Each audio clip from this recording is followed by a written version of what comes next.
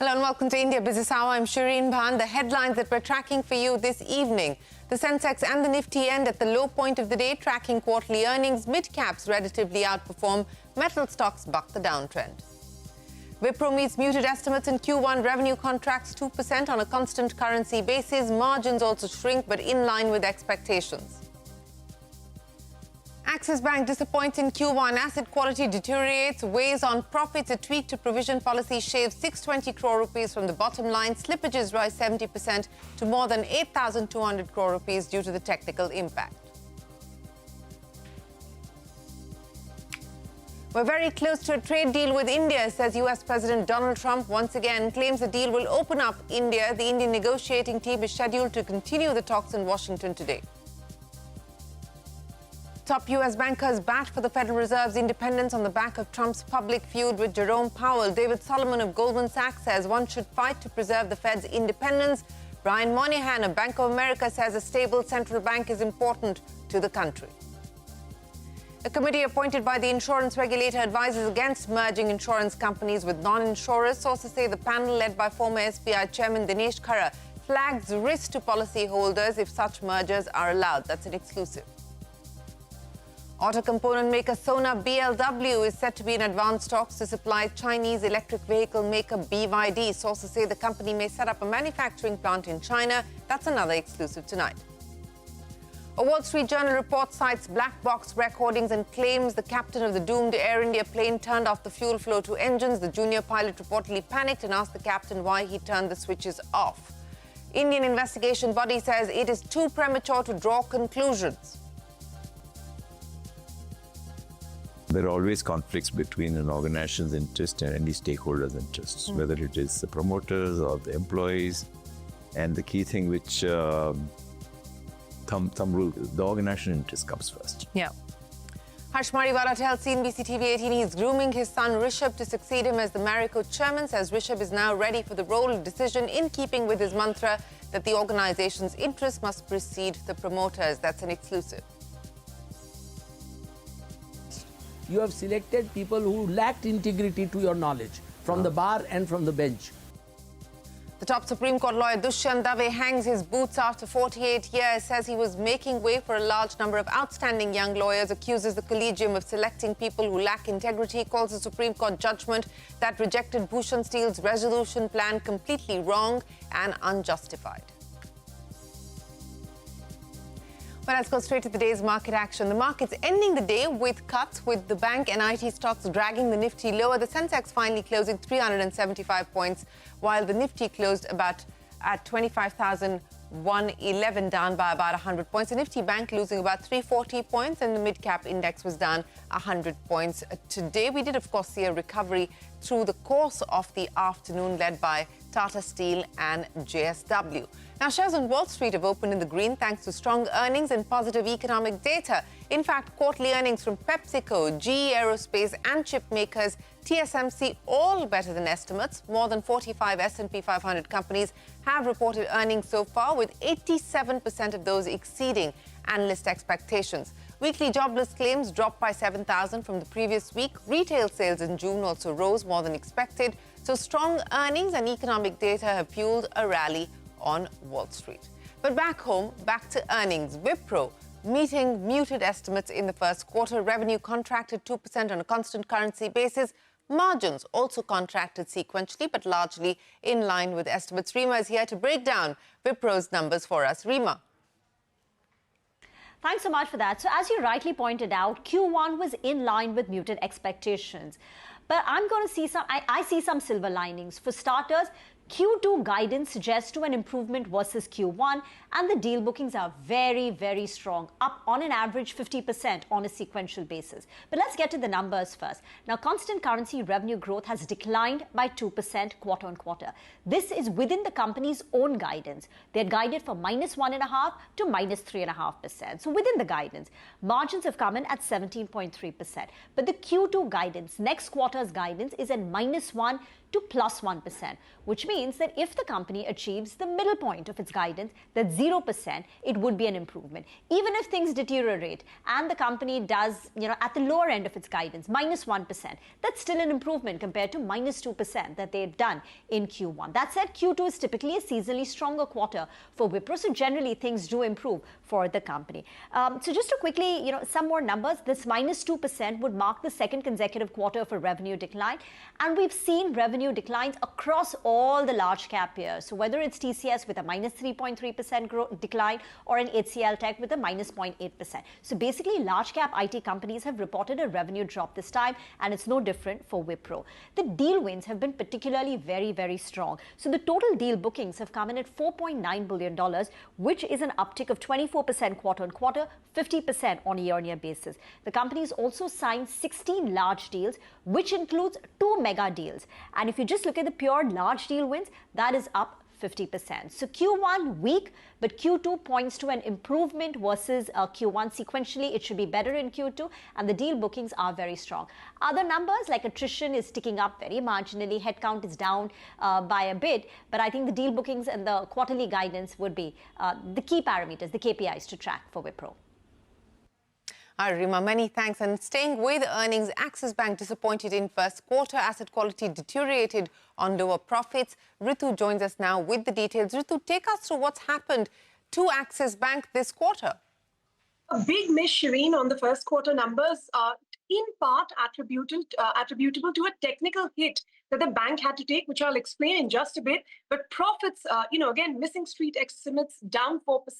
Net interest income up by just about 0.8%. Again, missing street estimates on the back of worsening asset quality and much higher than expected provisions. Provisions, in fact, rose almost 94% year on year, which is why you're seeing the impact on the bottom line. Now, this, the bank says, is because of a technical impact, which is linked to a change in its provisioning policy in the way that the bank recognizes NPAs and provides for them. Now, on one hand, there is, of course, the RBI regulations that guide how you make provisions for bad loans, but there is also a qualitative criteria that you attach when you make these provisions that guide your bank policies, which now Axis Bank claims is one of the most conservative on the street. It is a one-time hit where the entire book has been reassessed in the first quarter itself, and going ahead, the impact is going to be minimal. But that said, it has been a sharp hit. For profit alone, 614 crores shaved off because of this technical impact. Asset quality much worse than what the street had feared. 8,200 crores of slippages compared to about 4,800 crores in the previous quarter. Even if you adjust for the technical impact, it's 5,491 crores of slippages. The bank said about a quarter of these came from the agriculture book, which is seasonal in nature and will reverse. But 75% of it is also from the unsecured retail book, which is concerning. Apart from this, margins also decline because of some interest reversal and repricing that happens. But this is in line with what we've been seeing with the rest of the industry. Now, credit growth was also quite muted at 8%. Remember, for the industry average is about 10%. Deposit growth at just a little over 9% as well. Now, we asked the bank whether it could improve on this performance going ahead. And Amitabh Chaudhary in the con call, the MD and CEO, told us that they're confident they'll be able to better the industry numbers.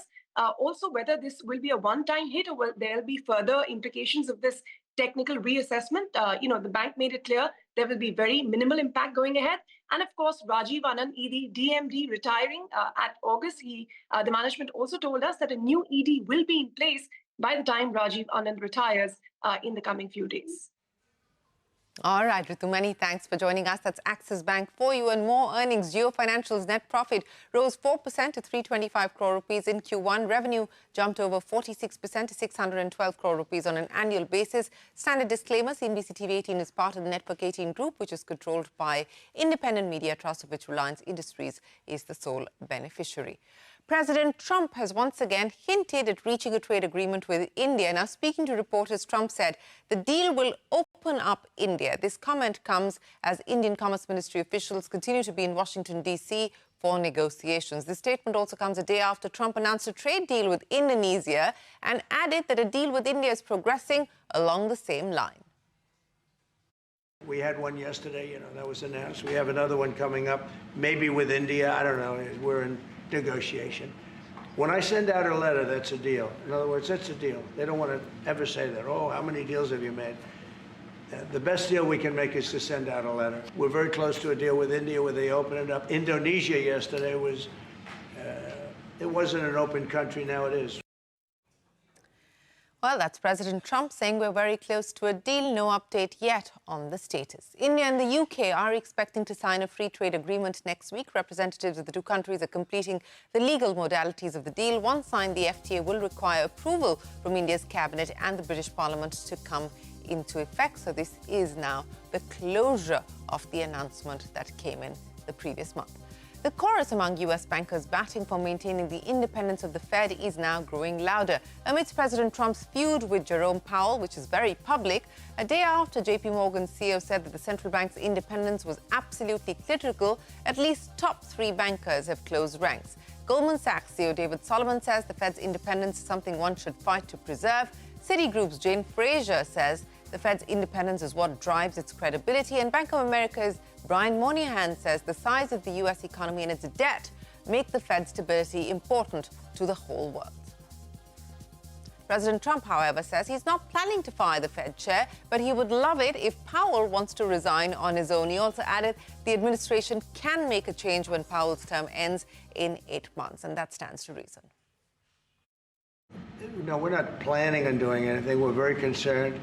He's doing a little renovation for $2.5 billion of the Fed, building a renovation, and they have a close to $900 million cost overrun, and it's a shame. But the biggest cost overrun is the cost overrun for interest rates, because we should be paying 3 points lower, and we would save $1 trillion a year in interest if that were the case. And all it is the stroke of a pen. And that goes for his board, too, because his board is not doing the job, because they should try and rein this guy in. So he's doing a lousy job, but no, I'm not talking about that. Fortunately, we get to make a change in the next, 8 months or so. And we'll pick somebody that's good, and we'll pick somebody. I just want a fair job. I think central bank independence, not just here in the United States, but around the world, has served us incredibly well. I think it's important. I think my comments here on Fed independence are with respect to monetary policy. I think regulation and supervision are different. But with respect to monetary policy, I think central bank independence, Fed independence is very important, and it's something we should fight to preserve. A stable central bank is really very important, and very important in the United States, because of this size economy with $30 trillion plus of debt out there held all over the world, with the dependence upon trade flows. The stability of this country is actually necessary and important to the whole world. And I think a stable Fed and independent Fed is key to that. And I think the cooler heads, and in a year we'll have a new Fed chair, because that's the right of the president. But I think if the market would really look at a change prematurely as being something very different. That being said, it's a political process and it'll play out. But I think the key is, remember that the core thing is that an independent Fed is critical to the operating of a great global economy like the United States. Well, top U.S. bankers, they're coming out in support of the Fed. The U.S. House of Representatives had advanced a trio of crypto bills to the floor for debate. The Genius Act, which would establish a federal framework for stable coins, has already been passed by the Senate and requires only the House's approval. The two others, including a bill that would bar the Federal Reserve from establishing a central bank digital currency, will move through the House first. India's iPhone exports have risen 53% on an annual basis in the first half of 2025. As per data from Canalys, nearly 24 million units were shipped out of India, up from 15.6 million units in the first half of 2024. The US has emerged as the main export destination, accounting for 78% of the iPhones shipped from India heading to the US. Now, SBI has launched a qualified institutional placement to raise up to 25,000 crore rupees. The bank will offer shares at a discount of 3% of the stock's closing price yesterday. The issue will lead to a near 3.5% equity dilution, but will strengthen the bank's capital base. This is the first time since 2017 that SBI has tapped the equity market to raise capital. On to a CNBC TV 18 exclusive. A committee appointed by the insurance regulator has advised against merging insurance companies with non-insurers. Sources tell us the panel, led by former SBI Chief Dinesh Khara, has flagged risks to policyholders if such mergers are allowed. Yash is standing by with the details. Yash. A few months ago, the government had come out with certain proposals with respect to Insurance Act amendment. One of the proposal was to get views on the fact that whether insurance companies and non-insurance companies can be allowed to have a merger or an amalgamation or not. This is what the government has sought views on, after which the insurance regulator IRDAI had formed a committee, and the committee was tasked with the responsibility of providing its views as far as these amendments and proposals are concerned. It had representation from various members and was chaired by Dinesh Khara, the former chairman of the State Bank of India. Now, what we've been given to understand from our sources is that the committee has submitted a confidential report with the insurance regulator IRDAI, and as per that report on this point of whether the merger or amalgamation should be allowed or not, the committee is of the view that the merger between an insurance and a non-insurance company should not be allowed, and that's because the kind of risks which the non-insurance entity would carry on its books, and that could come on the policy holders of the insurance company. This is the view which has been submitted, and it's particularly negative for Max Financial Services because Max Financial Services have been working on a reverse merger of Max Life into itself and have Max Life directly listed on the exchanges. And now, if this indeed becomes a part of the regulation, that is the committee recommendation, then the approval for Max Financial Services will become difficult and uncertain. Since the proposal came from the government, the holding company discount between Max Financial and Max Life narrowed to almost negligible from about 20%. But now with that uncertainty, there's always a possibility that holding company discount could re-emerge. Yes, many thanks. The union representing employees in the IT sector has urged the Labour Ministry to direct TCS to suspend its 35-day bench policy. The union has called for the setting up of a committee to ensure all IT firms operate within the framework of labour welfare. The bench policy at TCS caps the maximum time an employee can stay without a project to 35 days per year. Employees who exceed this time limit face the risk of demotion or termination. Auto component maker Sona BLW is said to be in advanced talks to supply Chinese electric vehicle maker BYD. Sources tell us the company may set up a manufacturing plant in China. Sona BLW is already a supplier to Tesla. Up next on India Business Hour, refrain from spreading premature narratives on the Air India crash, says India's investigating body. This after a Wall Street Journal report claimed the captain of the flight switched off the fuel flow to engines. That and more when we return. Catch all of CNBC TV 18's news and updates on YouTube, Facebook, Instagram, X and Jio Hotstar.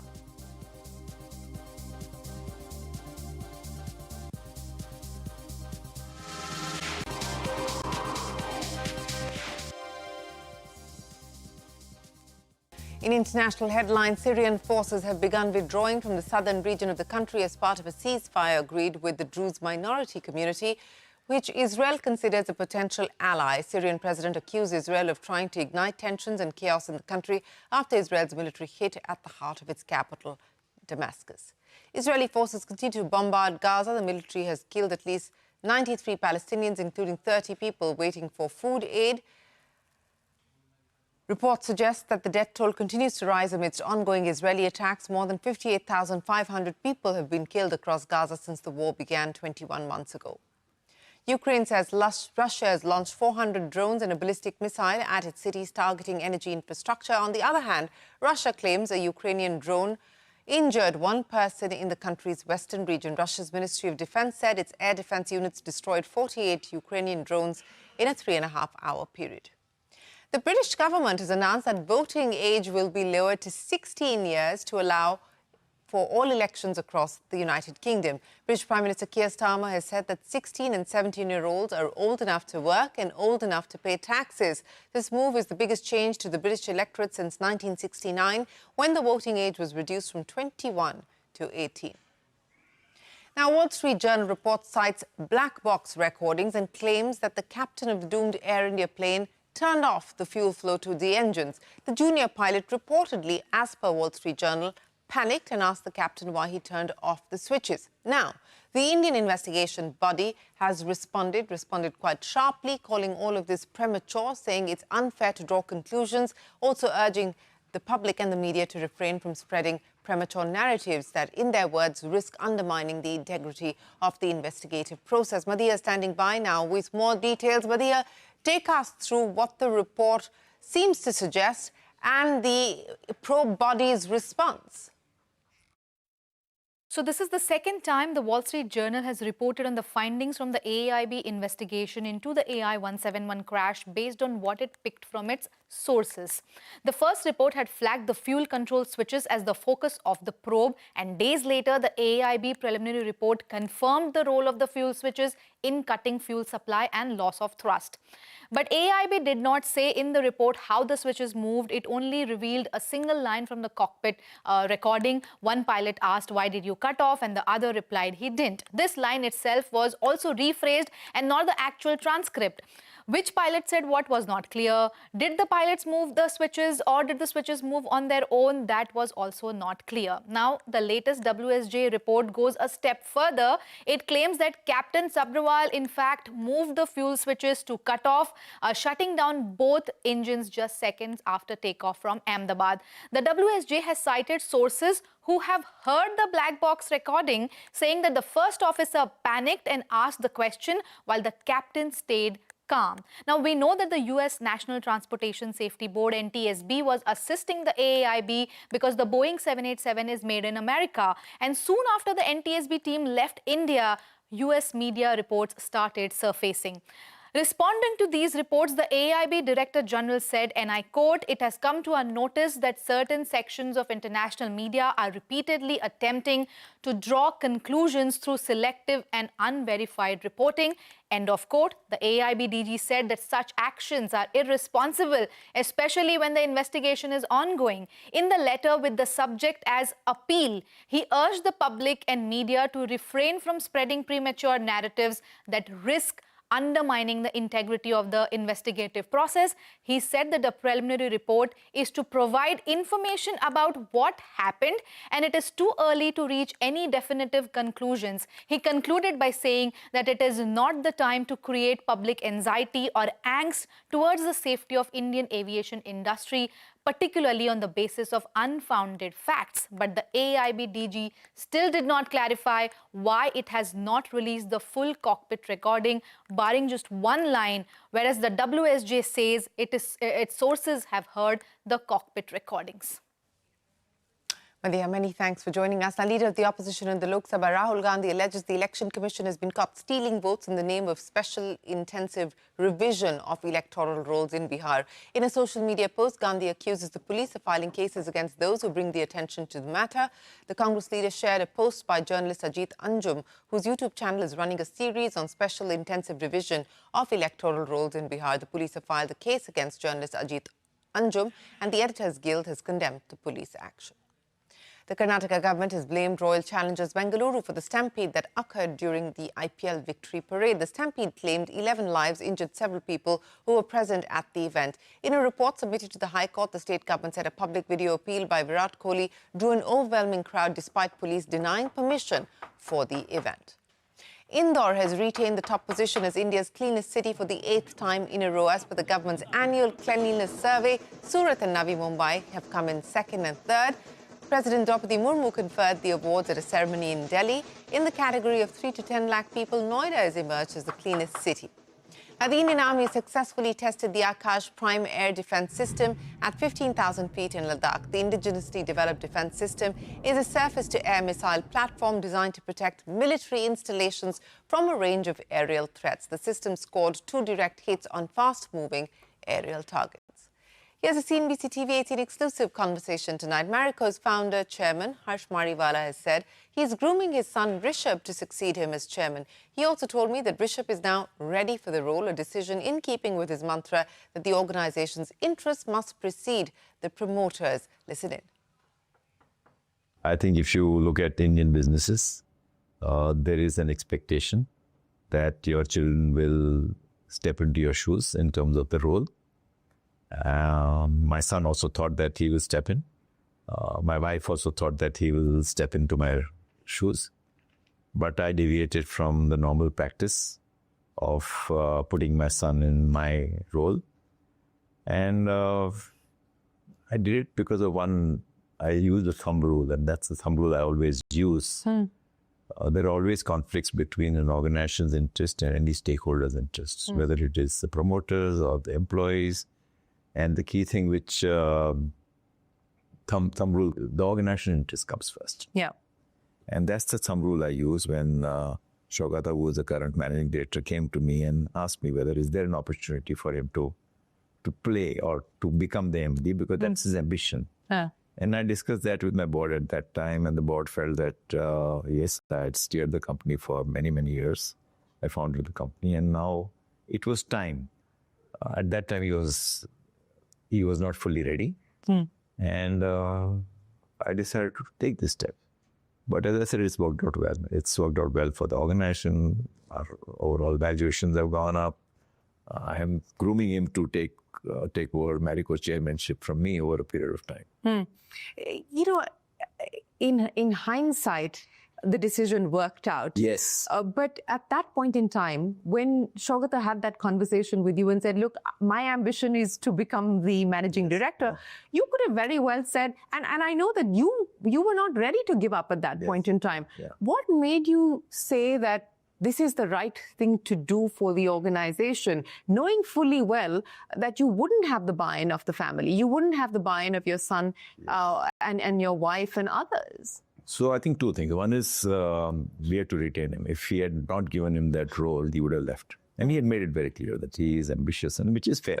I think every person has their own ambition, and if that ambition is not fulfilled by the current organization, then that person should leave. So he would have definitely left. And I think he was a very prized asset in terms of his capabilities, So we had to retain him. Number two, the company also needed a new set of thinking. Harsh Mariwala grooming his son Rishabh Mariwala to take over as chairman from him. Top Supreme Court lawyer Dushyant Dave has quit the legal profession after 48 years. Speaking to CNBC TV 18's Ashmit Kumar, he said he was making way for a large number of now outstanding young lawyers. He also accused the collegium of selecting people who lack integrity and hit out at the apex court's Bhushan Power judgment, calling it unjustified and completely wrong. Take a look. The second judge's judgment uses one phrase, a sentence.